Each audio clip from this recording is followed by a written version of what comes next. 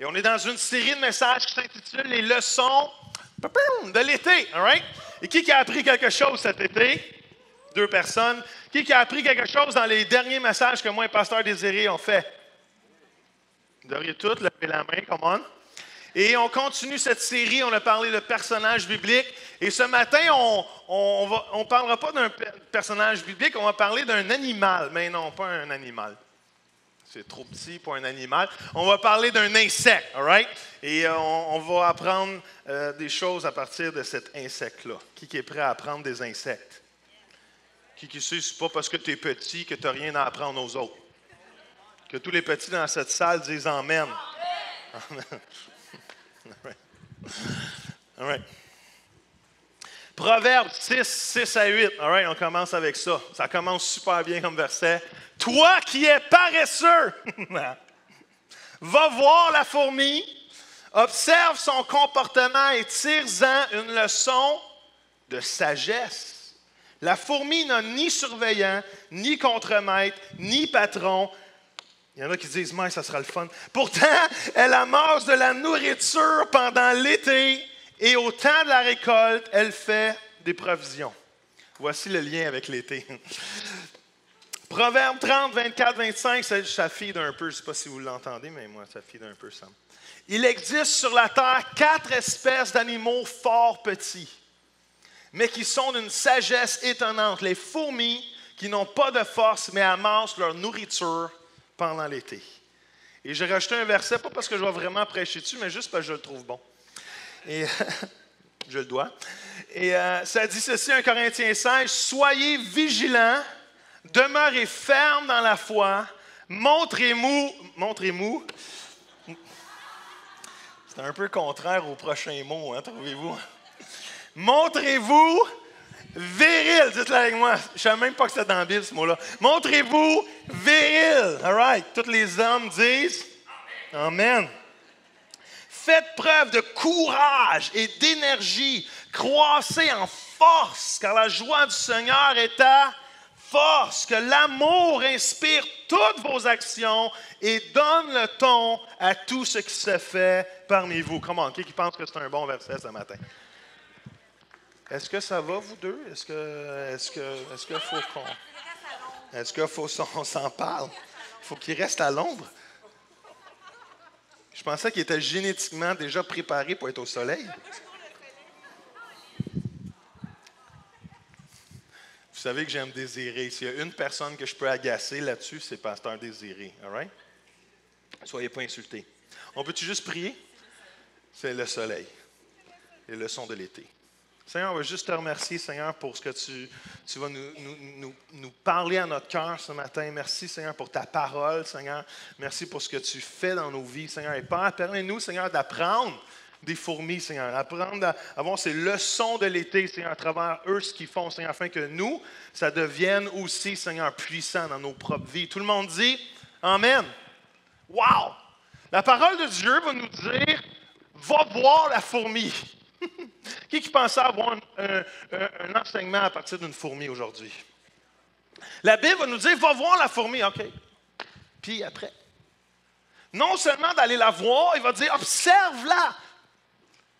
Observe ce qu'elle fait. Observe et tire-en des leçons. Tire quelque chose de la fourmi ce matin. Et c'est ce qu'on va apprendre. On va jouer le jeu de juste... va regarder ces versets-là. Qu'est-ce qu'on peut apprendre de la fourmi? Quelles leçons on peut tirer de la fourmi? Une des leçons, je ne sais pas si je peux mettre la prochaine image, la fourmi donne des leçons de sagesse. Et je le sais, la majorité des femmes dans ce lieu vont me dire, Joël, quand tu me parles de fourmi, ce n'est pas à sagesse que je pense. C'est à raid. Parce que raid tue les fourmis raides. All right? All right? Et je sais, ce n'est pas la première chose qu'on pense en voyant fourmi. Qu'est-ce qu'on peut bien apprendre, surtout quand tu les vois proches de même? Qu'est-ce qu'on peut apprendre d'eux? Mais il y a 3 leçons super importantes qu'on peut apprendre des fourmis cet été et vraiment aller de l'avant. Prenez des notes si vous avez du papier ce matin, si vous avez votre Internet, parce que c'est vraiment intéressant. C'est un message d'action ce matin. C'est un message viril ce matin. C'est un message de courage, un message d'avancée. C'est un message de passer de notre saison dans laquelle nous sommes à une autre saison. La semaine passée, on a parlé de sortir de notre sécheresse. Comment? Et tout le monde, quand on vit un moment de sécheresse, on a hâte de passer une saison. Mais savez-vous, de saison en saison, n'est pas seulement de sécheresse en temps meilleur, ça peut être de où je suis déjà dans une bonne saison à une saison encore meilleure. Qui dit amen à ça? Et on veut apprendre à marcher dans cette saison, à récolter et à prendre de la fourmi. Right? La première chose que la fourmi nous enseigne, c'est l'autodiscipline. Dites-le à votre voisin, l'autodiscipline. La fourmi n'a ni surveillant, ni contremaître, ni patron. C'est incroyable. La fourmi n'a pas de boss. La fourmi n'a personne pour lui dire quoi faire, quand le faire, où le faire, pourquoi le faire. Mais la fourmi a une autodiscipline personnelle. La fourmi a un désir d'excellence en dedans d'elle. Parce que si elle ne fait pas, si elle ne s'autodiscipline pas, elle va en payer le prix un peu plus tard. Elle a en dedans d'elle le désir de s'autodiscipliner. Laissez-moi vous dire ce matin, l'autodiscipline, c'est de la sagesse. Si tu veux savoir si tu grandis en sagesse, regarde aussi si tu grandis dans ta discipline personnelle. Parce que d'être capable de se contrôler soi-même, d'être capable de se faire dire quoi dire, d'être capable de se faire la bonne chose à faire, d'être capable de faire et se donner une discipline personnelle pour se rapprocher de Dieu, d'être capable d'être autodiscipliné est une marque de sagesse dans nos vies. Vous avez tous vécu ça en regardant vos enfants grandir, en espérant qu'ils ramassent leur linge tout seuls, en espérant qu'ils soient assez disciplinés pour faire la vaisselle tout seuls, en espérant qu'ils soient assez autodisciplinés pour sortir la poubelle. Et quand ils le font par eux-mêmes, Alléluia! Il y a un espoir pour chaque être humain. Amen. Et nous devons marcher avec autodiscipline dans nos propres vies. Parce que ma vie spirituelle n'est pas la responsabilité de quelqu'un d'autre. Qui dit amen à ça? Dites à votre voisin ce matin, ma vie spirituelle, ce n'est pas ton problème, c'est mon problème. Dites-le. Regardez-les dans les yeux, là. Ce n'est pas ta responsabilité de t'occuper de ma vie spirituelle. Alors, regardez-moi, là, c'est fini. Il y en a qui sont déjà sur une date en 3 secondes. Ma croissance spirituelle, c'est ma responsabilité. Est-ce que vous me comprenez ce que je vous dis présentement?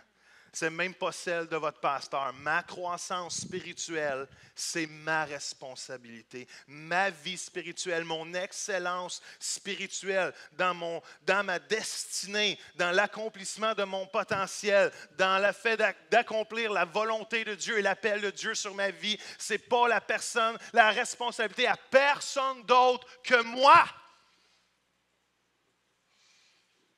Quand on va rencontrer Dieu, vous dites, qu'est-ce que tu as fait avec tes talents? Vous ne pourrez pas vous défendre sur moi.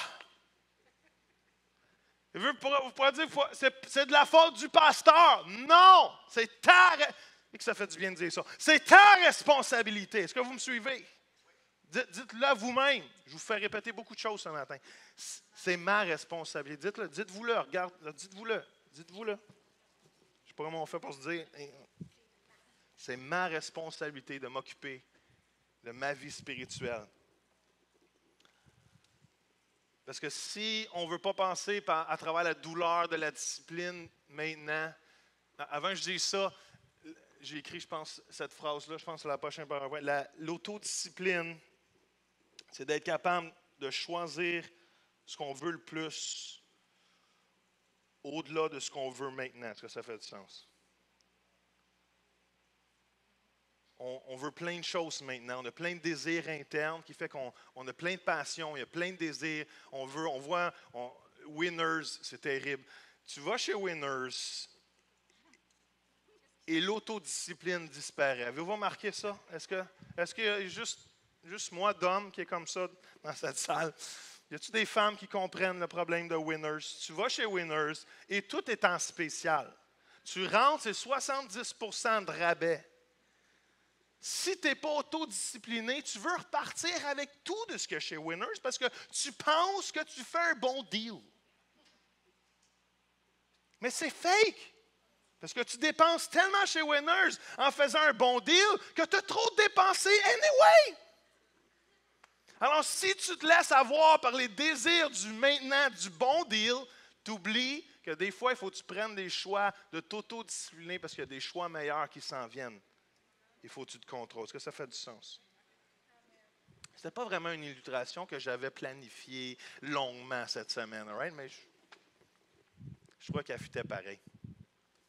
Si on ne passe pas par la douleur de la discipline, un jour, on va vivre la douleur du regret. 1 Corinthiens 9, 26, 27, ça dit ceci, c'est pourquoi, si je cours, ce n'est pas à l'aveuglette, mais sur le trajet prescrit en gardant les yeux rivés sur quoi? Sur le but. Si je m'exerce au pugilat, ça c'est de se battre, c'est la boxe. Ce n'est pas pour donner des coups en l'air. Je ne me bats pas contre les fantômes. J'entraîne mon corps par l'endurcissement et la discipline afin de le réduire à ma merci, de me contrôler. Je le maîtrise et je le maintiens asservi de peur qu'après avoir appelé les autres au combat et leur avoir proclamé la bonne nouvelle, je me trouve moi-même disqualifié. Wow! Quelle importance de s'autodiscipliner. Quelle importance d'être capable de dire, je vais au combat, je me discipline. Pourquoi? Parce que tout ce que je fais, je ne veux pas finir disqualifié. Je ne veux pas relaxer. Je ne veux pas devenir paresseux dans ma vie spirituelle. Je ne veux pas m'endormir spirituellement. Hein? Parce que je ne veux pas être disqualifié dans ma course. Est-ce que ça fait du sens? L'autodiscipline, ce n'est pas facile. Est-ce qu'il y en a qui ont des défis d'autodiscipline? Merci d'être honnête. J'apprécie ce geste. On a tous, l'être humain a tendance à être paresseux de nature. Mais il n'y a pas d'excellence spirituelle sans autodiscipline. Il n'y a pas d'excellence spirituelle sans se discipliner à ouvrir notre parole de Dieu et la manger à tous les jours. Il n'y a pas de croissance, il n'y a pas d'excellence spirituelle sans prendre le temps de louer Jésus et se mettre dans une position pour entendre sa voix. Come on. Alors ce matin, la fourmi nous dit, sois autodiscipliné. Alors, regarde-moi, regarde ce que je fais. Je n'ai ni maître, je n'ai pas de pasteur, je n'ai pas de boss en arrière de moi, je n'ai pas quelqu'un à chaque jour. Imaginez-vous si je serais 3 jours avec vous, à vous observer. Est-ce que vous avez déjà pensé inviter le pasteur 3 jours chez vous? Hein? Il y en a qui disent, non, pas une bonne idée, hein? Non, j'aimerais pas ça que tu vois mon comptoir de cuisine. Non, j'aimerais pas ça que tu vois mes tiroirs, pasteur Joël. Non, mais 3 jours que vous avez votre pasteur personnel pour vous encourager. Ce serait pas le fun, me semble? Je ne sais pas comment on pourrait charger pour ça, chérie. Mais, tu sais, 3 jours, votre pasteur, vous vous levez le matin, votre pasteur est là. Good morning, Sophie! Hallelujah! T'es-tu prêt à louer Jésus? Praise the Lord! All right! On flash les lumières! J'ai trouvé 2 versets il y a 5 minutes pour toi. Come on, Sophie!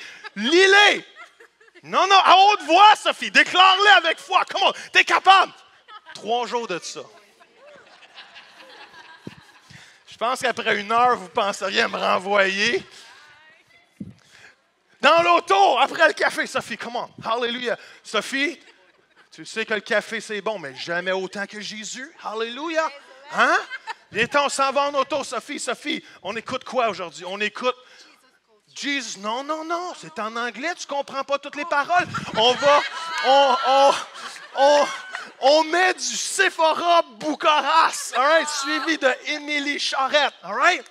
C'est bon? Hallelujah! C'est quoi les chansons Émilie? Qui c'est les chansons Émilie? C'est quoi? Ce que nous voulons, c'est toi. Comment, Sophie? En conduisant, lève les mains pareil. Ferme pas les yeux, par exemple. Ferme pas les yeux. 3 jours où je suis là, je suis votre coach spirituel personnel. Come on. Il y en a. Qui pense qu'il y aurait une excellence supérieure après 3 jours? Come on. Qui aussi demandera au Seigneur pour un peu plus de patience après 3 jours. Mais la fourmi nous enseigne qu'il Il faut arriver à cet endroit dans nos vies qu'on est capable de nous faire ou de s'autodiscipliner au point de dire, Seigneur, dans mes choix de vie, c'est comme si j'aurais quelqu'un qui serait toujours à côté de moi pour me dire, comment, fais-le. Tu n'as pas le goût un matin, mais fais-le. Tu ne tentes pas d'aller à l'église, tu es fatigué. Comment, il fait chaud matin, la climatisée ne fonctionne pas. Fais-le. Comment, j'ai pas le goût de lire ma Bible un matin. Comment, go for it, go for it. J'ai pas le goût de louer le Seigneur ce matin. Je suis triste, je suis blessé, mon âme est abattue. Comment, c'est quoi, David avait l'autodiscipline. Pourquoi? Mon âme! Mon âme! Mon âme! Loue l'Éternel. Comment? Est-ce qu'on est capable de se faire la bonne chose? Qui est là ce matin? All right. Avant de changer de point, je vous dis ça, c'est vraiment. Si vous prenez des notes, c'est gratuit, cela, OK? Autant il faut s'autodiscipliner à prendre des décisions, autant il faut s'autodiscipliner dans nos émotions. En anglais, il y a souvent des versets, même en français, mais ce n'est pas toujours traduit pareil, mais en anglais, il y a des versets qui disent « let not ». Laisse pas. Laisse pas ton cœur être troublé. Est-ce que vous comprenez? Si la Bible nous dit « ne laisse pas », ça veut dire que tu as la capacité de laisser. Allô? Si la Bible te dit ne laisse pas être ton cœur être troublé, ça veut dire que j'ai un rôle à jouer dans le trouble de mon cœur.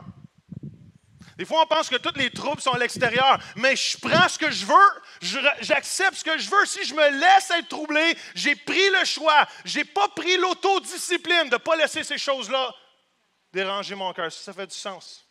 Alors, j'ai un rôle à jouer sur les peurs qui rentrent dans mon cœur. J'ai les rôles à jouer sur les mensonges qui rentrent dans ma tête et dans ma vie. J'ai un rôle à jouer sur les émotions qui me bouleversent, qui me dérangent, qui m'abattent. Tout ce qui est négatif, qui vient m'affecter, la parole de Dieu va dire « ne laisse pas ». Donc, est-ce qu'on a l'autodiscipline pour dire non aux choses qui ne viennent pas de Dieu? Comment? Parce que des fois, on se nourrit de l'inquiétude. On se nourrit de la c'est bon, c'est bon. Hein? On se nourrit de l'offense. On va avoir un super bon message par Caro sur l'offense bientôt. Elle nous a dit ça. Elle a dit, Seigneur, Joël, laisse-moi prêcher, je veux prêcher. Je pense que je prêche bien mieux que toi. Laisse-moi prêcher. Elle n'a pas dit ça. Elle a dit juste un peu mieux que toi. Mais non, c'est une joke. Prenez pas offense. Êtes-vous là? All right, deuxième point ce matin. Non seulement la fourmi nous enseigne à être autodisciplinée, la fourmi nous enseigne à avoir de l'ardeur. Come on. Pourtant, elle amasse de la nourriture pendant l'été. Elle travaille dur. Elle travaille dur pour la prochaine saison de sa vie. J'ai sorti la définition, je n'ai pas écrit, mais voici la définition de l'ardeur, OK? L'ardeur, c'est un acharnement avec lequel quelque chose est fait. Une vivacité, une fougue qui porte ou que l'on met à faire quelque chose. Ça, c'est de l'ardeur. Parce que qui sait qu'une récolte ne se ramasse pas tout seul? Allô? C'est presque profond, ça. Qui sait qu'une récolte ne... Y a-t-il des fermiers dans cette salle? Oui, ça compte pas. L'art d'être fermier, c'est perdu un peu. L'art de comprendre la récolte de nos jours, c'est on va au marché, on ramasse, mais il ne faut pas oublier que dans notre vie spirituelle, dans notre excellence spirituelle, il doit y avoir de l'ardeur de de l'effort de du travail de Je ne grandis pas spirituellement en s'attendant que ça arrive tout seul. Est-ce que vous me suivez? Je ne m'attends pas à comprendre les Écritures sans les lire. Je ne m'attends pas à croître spirituellement, à entendre la voix de Dieu sans m'arrêter et passer du temps dans la chambre du roi avec lui pour dire qu'est-ce que Dieu t'a à dire aujourd'hui. Je ne peux pas m'attendre qu'une excellence spirituelle arrive et me tombe dessus comme un éclair. Pouh! Il y a de l'ardeur qui doit être mise à notre vie spirituelle. Est-ce que vous me suivez? Même la Bible va dire travaillez à votre salut. Ça ne veut pas dire qu'on est sauvé par les œuvres. Ça ne veut pas dire qu'on est sauvé en étant parfait. Ça ne veut pas dire qu'on peut atteindre la solie. Ça veut dire, par exemple, que quand tu as reçu le salut par la grâce, tu ne le négliges pas, tu ne le prends pas pour acquis et tu continues à travailler à cette vie de l'esprit que tu as reçue afin de grandir et représenter le royaume de Dieu. Comment? Alors, il y a certainement un message d'encouragement. Il y a un message de vivacité dans la parole de Dieu. Il y a un message de virilité dans le message de Dieu. Ne lâche pas. Avez-vous remarqué que la Bible n'encourage jamais la paresse? Avez-vous remarqué ça? J'ai essayé de trouver un verset qui encourage la paresse. Il n'y a aucun verset qui dit « Soyez paresseux sans cesse ».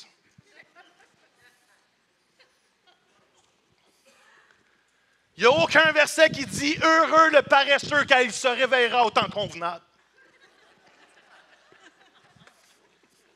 Il n'y a aucun verset qui parle de la paresse. Au contraire, il dit « Toi le paresseux, va voir la fourmi ». Il y a un verset dans 2 Thessaloniciens dit ceci, en effet, « Quand nous étions chez vous, nous avons averti, celui qui ne veut pas travailler ne doit pas manger non plus. » Wow! Or, nous apprenons que certains d'entre vous vivent en paresseux, sans rien faire, que de se mêler des affaires des autres. Ouf, shot pas de gomme. Sais-tu qu'est-ce qui arrive quand tu oublies de te concentrer sur ta propre vie? Allô? Tu sais ce qui arrive quand tu oublies de te concentrer sur ta propre course spirituelle? Tu commences à te mêler de la course spirituelle des autres. Parce que quand tu es occupé à courir ta course, tu n'as pas le temps de regarder, de te mêler des affaires des autres. Tu as juste le temps d'accomplir ce que Dieu t'a appelé à faire. Come on. Et laissez-moi vous dire que quand on tombe dans la critique, c'est peut-être parce qu'il est temps que tu t'occupes un peu plus avec les choses de Dieu pour ta vie. Parce que quand la seule chose que tu as à faire, c'est de regarder les autres, c'est parce que tu as perdu de vue que la chose la plus importante, ce n'est pas toi, ce n'est pas les autres, c'est toi. J'aime mieux faire des choses que les autres critiquent que de rien faire et critiquer les autres. Come on. Ça, c'est bon pour Instagram. Ça. C'est bon pour Facebook. Ça c'est bon à retweeter.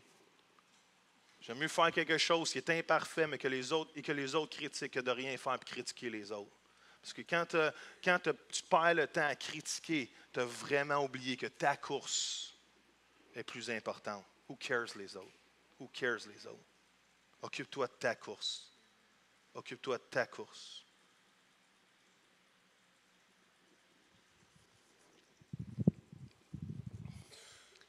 Focus sur ta vie. J'ai dit ceci tantôt, je dis, il n'y a pas de bénédiction, il n'y a pas de récolte. Les fourmis ramassent leur nourriture l'été, ils ramassent leur récolte, ils ramassent, dans le temps de la récolte, ils font des provisions. Et laisse-moi vous dire qu'il n'y a aucune bénédiction, il n'y a aucune récolte sans travail. Des fois, on entend le mot récolte. Ouais! On entend, il y a une récolte qui s'en vient. Ouais! Il y a une bénédiction. Oh, on va rentrer dans le pays de la bénédiction. Ouais! Et on pense que la récolte et la bénédiction, c'est juste un party. On pense qu'on est juste bénéficiaire de quelque chose de merveilleux. Parlez-en à un fermier. C'est savoir si la récolte, c'est juste une bénédiction. La récolte pour un fermier, c'est du travail. Come on, there's something there. La récolte pour un fermier, c'est des nuits éveillées à ramasser avec la maçonneuse, batteuse, la maçonneuse. Je pense qu'il y a une lettre en mauvaise place, là. C'est winners, ouais, c'est ça. C'est quoi le mot? Moissonneuse. OK, c'est OK, c'est moi. C'est le A qui n'est pas bon. Moissonneuse, batteuse, les nuits, la petite lumière, des fois on les voit dans le champ à l'automne. T'arrives, il est 11 heures, ils sont là. Ils ramassent le blé, ils ramassent le foin. La récolte ne se fera pas tout seul sans effort, frères et sœurs. Come on. Des fois, il y a des gens après un GU qui viennent nous voir. Ils vont dire, wow, c'est donc bien, tu dois être content du résultat, c'est tellement merveilleux. Oh, Dieu était bon, Dieu est là, oui. On est super content, mais on est mort. Raide. Mettez-moi du sérum, du soluté, quelque chose. Laissez-moi y aller sur la plage pendant une semaine. Oui, on est content du résultat. Oui, on glorifie Jésus pour tout ce que Dieu a fait, mais on est brûlé. Est-ce que vous comprenez qu'il n'y a pas de récolte sans effort? Dans ta vie personnelle, il n'y aura pas de récolte sans effort. Il n'y aura pas de récolte dans ton couple si tu n'y mets pas d'effort. Il n'y aura pas de récolte dans tes enfants si tu n'investis pas du temps avec eux. Il n'y aura pas de récolte dans ton travail si tu n'y mets pas du temps pour apprendre et développer. Il n'y aura pas de développement dans ta vie spirituelle. Il n'y aura pas de bénédiction qui s'installe si tu ne prends pas le temps de te rapprocher de Jésus. Come on. Des fois, on veut la récolte en pensant que ça va arriver tout seul. Comment? Ça prend du monde qui vont la chercher, la récolte. C'est pour ça que Jésus va même dire, priez pour qu'il y ait des quoi? Priez pour qu'il y ait des gens dans la moisson. Parce qu'il faut aller la chercher, la récolte. Puis soyez pas surpris que vous récoltez ce que vous avez semé. En passant, comme ça, juste un side note. Je ne sais pas comment on dit ça en français, mais...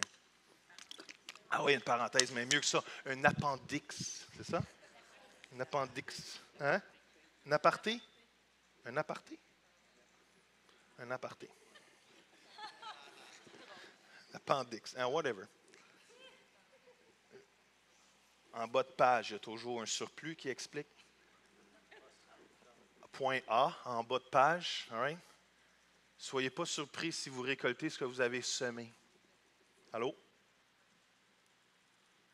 Vous savez que Dieu a établi des lois spirituelles comme il a établi des lois physiques.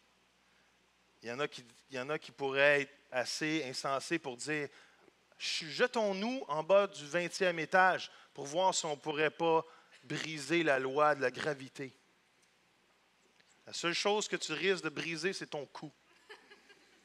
Parce que ce n'est pas parce que tu es sauvé que tu ne tomberas pas nécessairement. Allô? Il y a des lois spirituelles que Dieu a mis en place, dont celle-ci. On ne se moque pas de Dieu. Je ne sais pas si tu peux mettre le prochain verset, je pense qu'il est là. Ne vous faites pas d'illusions sur ce point. C'est clair, ça? Dans le sens, essayez pas de vous en faire, là. Essayez pas de passer à côté en pensant que ça va marcher, là. Faites-vous pas d'idées, là. OK? Faites-vous pas d'autres idées que ça. Dieu ne se laisse pas traiter avec mépris. Il ne permet pas qu'on se moque de lui. On récolte toujours ce qu'on a semé. Verset 8 est super bon. Celui qui sème dans le domaine de sa vie terrestre moissonnera aussi sur ce terrain, mais dans sa récolte, il trouvera le déclin spirituel. Wow! Est-ce que vous avez compris pas juste la fin, le milieu du verset? Celui qui sème dans sa vie terrestre, il va quoi? Il va quoi? Il va récolter. C'est pas parce qu'on sème pas toujours dans le spirituel. Quand on sème dans le terrestre, on va récolter. Mais quand ta prémisse de semence, c'est le terrestre, tu vas en perdre ton spirituel. Allô? Il n'y a pas grand amen à ça. Là. Je l'ai entendu là, un soufflé, là, pas loin, proche. Mais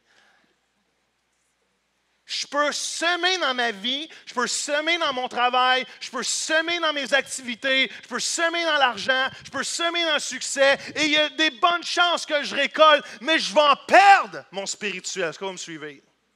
Au lieu de semer dans le spirituel, en récolter les bénédictions du surnaturel de Dieu et vivre dans la vie éternelle. Allô? C'était bon ça, Joël? C'était vraiment bon. J'ai dit tantôt, j'ai volé ce punch-là, mais Luc 6, 38 dit « Donnez aux autres et Dieu vous donnera. » Est-ce que je peux vous donner un truc pour récolter? Semez dans ce que vous voulez. Je vais le dire parce que je pensais que vous étiez pour sauter de même sur vos chaises, là, mais je ne m'en rappelle même plus ce que je viens de dire.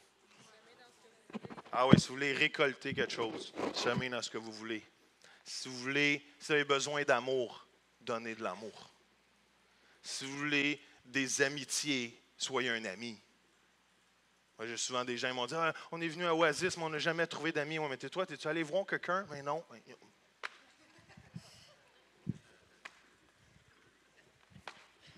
Tu veux des amis, sois un ami.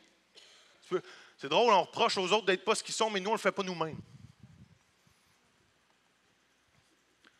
Et si tu es en besoin financier, sème pareil dans le royaume de Dieu parce que Dieu va faire fructifier ton offrande, commande. Parce que Dieu aime les vrais sacrifices. Même quand tu es au bout, des fois, la meilleure chose, ce n'est pas de le garder. Savez-vous, des fois, on veut garder. Même la parole de Dieu va être claire. Celui qui veut garder sa vie, il va la perdre. Wow. That was good, Lord. Mais celui qui va la donner, il va la gagner, avoir la vie éternelle. Comment? Qui veut la vie éternelle ici? Qui sait qu'on est juste une petite brise de vie? La vie est courte.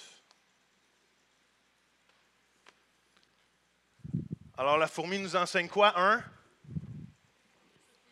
L'autodiscipline. Deuxième chose, la fourmi nous enseigne quoi? L'ardeur. Troisième chose, elle nous enseigne de se préparer pour la prochaine saison. Au temps de la récolte, elle fait des provisions. La version anglaise, elle va dire, elle récolte sa nourriture pour l'hiver. C'est une chose qu'on doit apprendre pour grandir spirituellement, c'est que la saison dans laquelle je suis présentement me prépare pour la prochaine. C'est super bon, personne qui a dit amen, vous n'avez pas compris. La saison dans laquelle je suis me prépare pour la prochaine. Proverbe, je ne sais pas si je l'ai écrit, mais Proverbe 24, ceci, le paresseux ne veut pas labourer au bon moment, mais à la récolte, il cherche et ne trouve rien, par exemple.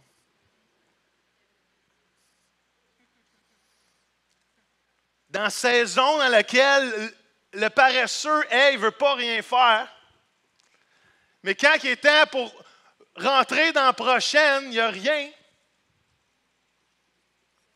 Is that me or es-tu juste moi qui trouve ça, Joël? C'est bon, en tout cas, c'est pour toi. Je descends parce que j'aime ça. Est-ce que vous comprenez que la saison dans laquelle je suis me prépare pour la prochaine? Trop souvent, en tant qu'enfant de Dieu, on vit réactionnellement. Je suis dans une saison, oh, Dieu! Mon couple allait bien, il va plus bien, Jésus! J'étais en travail, tout allait bien, je faisais de l'argent, tout rentrait, je perds mon travail, Dieu! Et on est des chrétiens réactionnels selon les circonstances de notre vie. Et souvent, soyons honnêtes, là, ça va bien, on oublie Dieu. Ça va bien, on est sur une lancée, tout va bien. On oublie que la saison dans laquelle je suis, qu'elle soit bonne ou moins bonne, me prépare pour la prochaine. Et si ça ne va pas bien, je prie là, je sue là, je crie là, je pleure là, sachant que la prochaine saison s'en vient et je vais être prête pour rentrer dedans. Et même si ça va bien, si le cash rentre comme de l'eau, si mon couple est on a des feux d'artifice à tous les fois qu'on se regarde. Même si tout va bien, je vais continuer de semer, de récolter, de ramasser. Parce que quand, peut-être, un moment donné, on va pogner une volée. Pas une volée. Presque possible. Mais une vallée. Je vais être prêt spirituellement. Parce que dans la saison, bonne ou mauvaise, je continue de récolter. Est-ce que ça fait du sens? Je continue de semer. Je continue d'investir dans ma vie spirituelle. Je continue. C'est quoi la prochaine slide?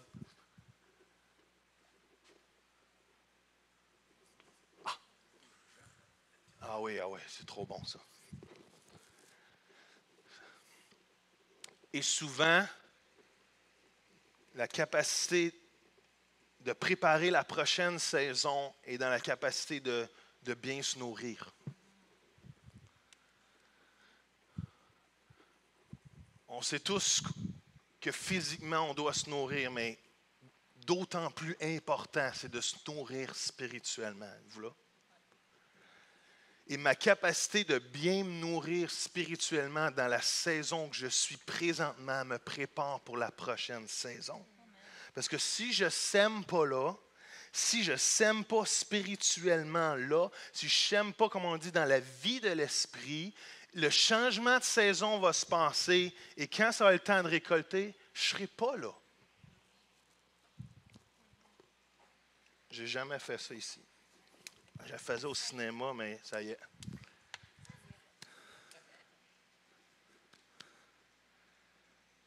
Si je ne prends pas le temps d'investir présentement dans ma vie spirituelle, il y a des bonnes chances que quand j'ai ma percée, il y a des bonnes chances que quand la réponse de Dieu va arriver, je ne serai même pas là spirituellement dans l'état pour reconnaître ce que Dieu fait et manquer ce que Dieu m'a appelé à faire.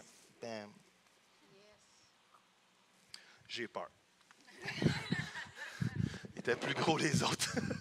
Est-ce que vous venez de comprendre ce que... Il y a des fois, we are Christian missing in action. On est ça se dit ça en français? C'est quoi en français? Vous savez, c'est quoi l'expression MIA, missing in action? C'est un soldat qui est disparu au combat, right? C'est un soldat on ne sait pas s'il est mort, on ne sait pas ce qui est arrivé avec lui, on n'a plus de nouvelles de lui. Is MIA, is missing in action. Et des fois, à cause qu'on ne prend pas le soin de s'occuper de notre vie spirituelle, au moment d'agir, we're missing in action en tant que chrétien parce qu'on n'est pas là spirituellement. On n'est pas là, on n'est pas prêt. On n'est pas prêt pour la prochaine saison. Et des fois, est-ce qu'il y en a qui vivent le genre de frustration, Dieu, pourquoi il n'y a pas de prochaine saison qui se présente? Pourquoi ça n'avance pas dans ma vie? Est-ce que ça... allô? Il y a juste 2 personnes? Bye. Avez-vous déjà réalisé ça, que des fois, tu te demandes pourquoi ça n'avance pas dans ma vie? On veut toujours la prochaine saison sans s'occuper de celle qu'on est dedans, en espérant que la prochaine va être mieux. Mais si on ne se prépare pas dans la celle qu'on a, on va manquer la prochaine. Puis après, on va se dire, mais comment ça on tourne en rond? Comment ça n'avance pas? Pourquoi les choses ne changent pas? Mais peut-être parce que tu es encore en train d'apprendre dans la saison et tu ne te préoccupes pas de celle-là. Tu es juste pensé à la prochaine affaire qui arrive, mais elle risque de ne pas arriver. Et si elle arrive, ça se peut que Dieu prenne quelqu'un d'autre.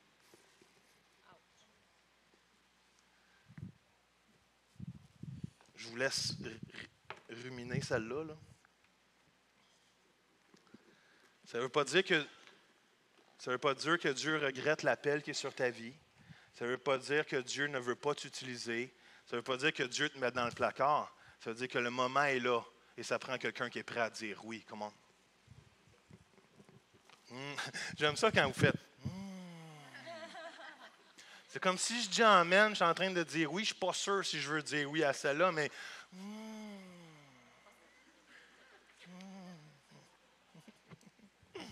Amen. Êtes-vous là? All right. Je finis avec cette histoire-là, OK? Il y a cette histoire dans la Bible et peut-être vous la connaissez, peut-être certains d'entre vous ne la connaissez pas, mais il y a cette histoire dans la Bible où il y a cette femme qui a 5 maris, qui est avec un 6e homme, qui n'est pas son mari. C'est une femme samaritaine que la parole de Dieu nous dit. Et Jésus va dire à ses disciples, il dit, il faut qu'on passe en Samarie. Peut-être que vous ne comprenez pas, mais dans ce temps-là, les Juifs n'aimaient pas les Samaritains. Les Juifs pensaient que les Samaritains s'étaient mélangés avec d'autres nationalités. Les Juifs mélangés, pour eux, ils sont mélangés, ils ne sont pas purs. C'est triste à dire, mais ça existe partout, le racisme aujourd'hui. Et il rejetait, puis Jésus va dire, on va passer en Samarie. Et tout le monde dans ce temps-là, tous les Juifs faisaient le détour, même si c'était pas allé en Galilée, ils faisaient le détour parce qu'ils ne voulaient pas rencontrer des Samaritains. Et Jésus va dire, on s'en va drette là. Il arrive à un puits, il s'en va dire à ses disciples, les disciples, allez au village et allez chercher de la nourriture. Et il y a cette dame qui arrive avec son seau et Jésus va lui dire ceci. Il va lui dire ceci, il dit, si tu bois de cette eau, qu'est-ce qu'il a dit? Tu vas encore avoir soif. Mais si tu bois de l'eau que moi j'ai à t'offrir, tu n'auras plus jamais soif. Comment?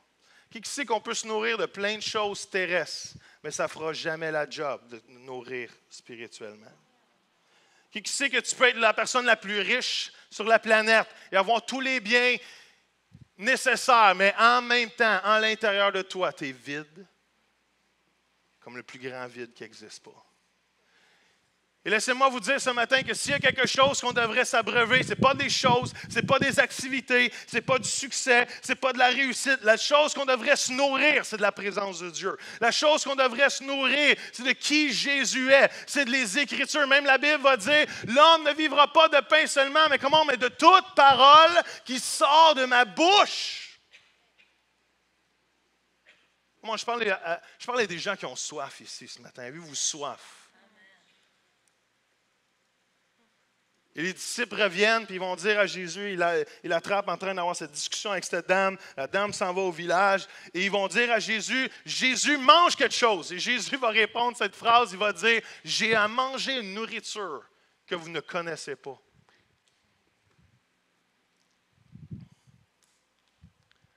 Come on.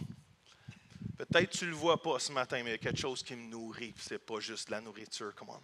Peut-être que tu ne le vois pas ce matin, mais il y a quelque chose qui me nourrit, puis ce n'est pas juste du Gatorade. Peut-être que tu ne le vois pas ce matin, mais il y a quelque chose qui me soutient. Il y a quelque chose qui me fortifie, puis ce n'est pas des barres tendres, puis des barres énergisées. Come on. C'est la présence de Dieu. Peut-être que tu ne le vois pas, peut-être tu penses que je n'ai pas mangé, mais il y a quelque chose que j'ai déjà mangé, qui me soutient à travers les bonnes et les mauvaises saisons de ma vie. Wow! Peut-être que tu ne le vois pas. Et les disciples sont fous de même. Moi, je suis un disciple, c'est sûr. Ils vont dire, verset 33, y a-t-il quelqu'un qui a apporté de la nourriture? Est-ce que vous imaginez être un disciple? Moi, il me semble qu'il y a des choses dans la vie chrétienne, de même, je ne comprends pas. Hein? Jésus va leur dire une révélation incroyable. Je pense que quand Jésus a parlé, la planète s'est tue à ce moment-là. C'était comme, j'ai mangé quelque chose. C'est quoi qu'il a dit? J'ai mangé une nourriture que vous ne connaissez pas. Et là, la vie sur la planète a repris. Puis là, les disciples sont là.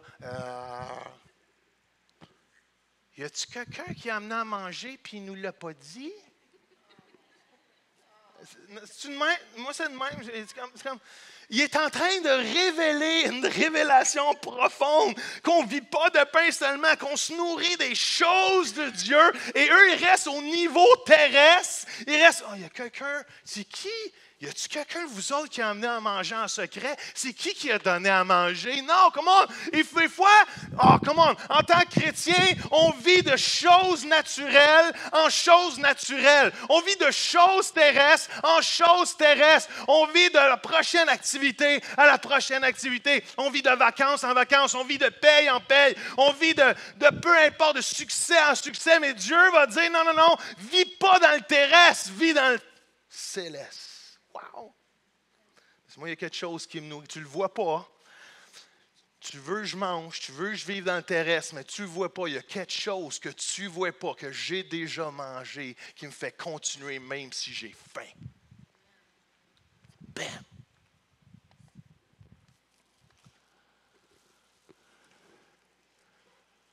Et ça, c'est la présence de Dieu. C'est la vie de Dieu. Et Jésus va dire ceci, il va dire, Jésus leur dit, je finis avec ça, Jésus m'a envoyé dans le monde. Ma nourriture, c'est quoi? C'est de faire ce que Dieu veut et de réaliser jusqu'au bout le travail qu'il m'a donné. Wow! Wow!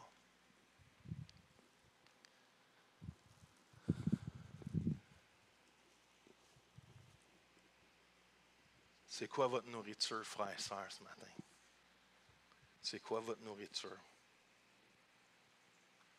Est-ce que votre nourriture est dans le physique ou votre nourriture est dans le spirituel? Est-ce que je peux semer toute ma vie dans le terrestre et à la fin perdre mon âme? Mais semer toute ma vie dans le spirituel et vivre la vie éternelle. Pas seulement dans l'au-delà, mais la vie éternelle maintenant. Le Zoé Life, la vie de Dieu, la vie en abondance. Et Jésus va dire, moi, ma nourriture, ce n'est pas du McDo. Moi, ma nourriture, ce n'est pas d'être reconnu. Moi, ma nourriture, ce n'est pas d'être un succès. Moi, ma nourriture, ce n'est pas que tout le monde me connaisse. Ma nourriture, c'est de faire ce que Dieu m'a appelé à faire. Est-ce que vous comprenez ce que je suis en train de vous dire? C'est quoi votre nourriture? C'est pourquoi il y a du monde qui ne vous comprendra pas de choisir de faire la volonté de Dieu.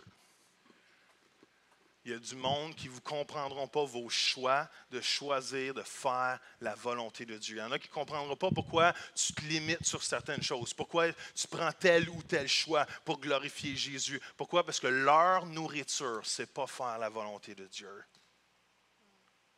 Leur nourriture, c'est peut-être les plaisirs du monde. Leur nourriture, c'est peut-être les activités. Leur nourriture, c'est juste de vivre la vie.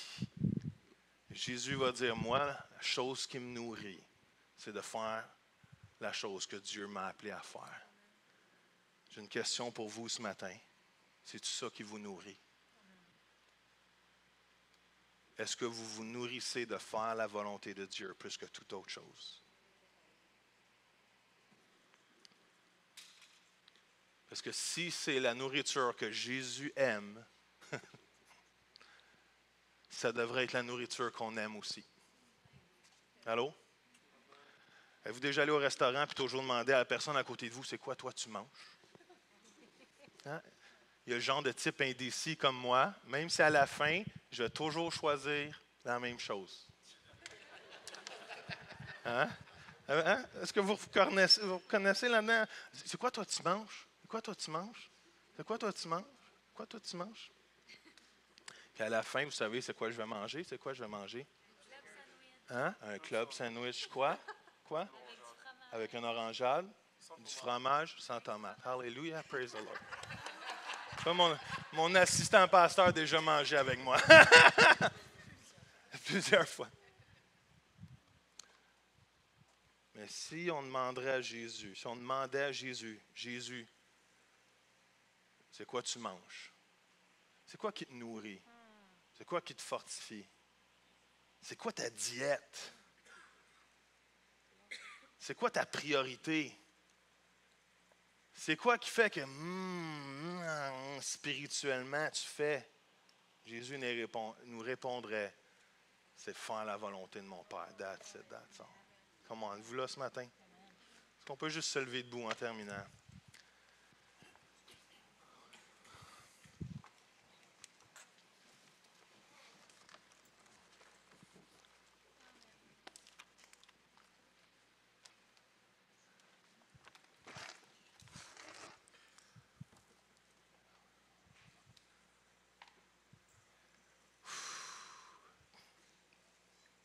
Alléluia, Jésus. Alléluia, Papa. Je n'ai pas d'appel en avant ce matin, mais juste, j'ai une question quand même pour vous. Juste dire, c'est qui dans cette salle qui est prêt à dire, Joël, j'ai besoin de rechanger mon appétit pour les choses de Dieu ce matin. Et juste si c'est vous ce matin, juste levez la main tout doucement, rapidement, juste la baisser après. Plusieurs mains qui se lèvent. Je veux dire qu'à partir de maintenant, mon appétit change. De ce que je me nourrissais avant, maintenant, je vais me nourrir de faire la volonté de Dieu. Et Seigneur, dans le nom de Jésus, je veux juste déclarer dans ce lieu qu'on est en train de se préparer pour une prochaine saison, Seigneur. On est en train personnellement de se préparer pour une prochaine saison, Seigneur, dans le nom de Jésus, Seigneur. Père, Seigneur, on déclare, Papa, Seigneur, qu'on a une autodiscipline, qui est la sagesse de la fourmi, qui est vivante dans nos vies, Seigneur. On déclare dans nos vies qu'il y a une ardeur, un désir, une passion, Seigneur. Alléluia, Jésus, pour la récolte. Une passion, Seigneur, pour ton mandat. Et Père, on fait juste déclarer qu'il y a une préparation qui s'installe. Certains dans cette salle, vous êtes assoiffés parce que l'appétit n'était pas là. Et Seigneur, on déclare un appétit spirituel dans nos vies maintenant, Seigneur. Père, on déclare un changement, Seigneur. Un changement de nourriture, Seigneur. Que la priorité ne soit pas les choses terrestres, même s'il y a de la récolte là-dedans.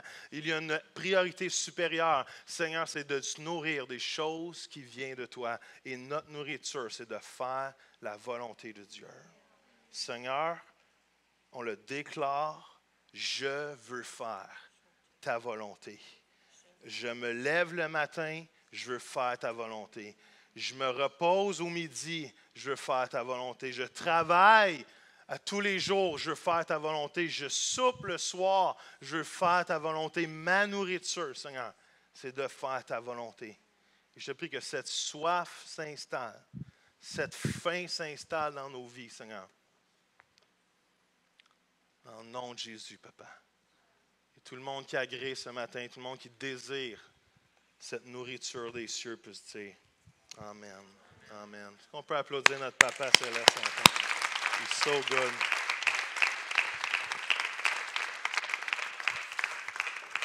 Je vous aime. Soyez bénis. Nourrissez-vous cette semaine. Commencez à vous préparer pour la prochaine saison. On se voit la semaine prochaine. On continue, on finit la série. Après, on a le pasteur Désiré. On va David Thierry aussi qui va venir nous présenter son livre le 3 septembre. Alors, soyez là. Et on vous relâche. Prenez le temps de jaser dans le lobby. Et à la prochaine.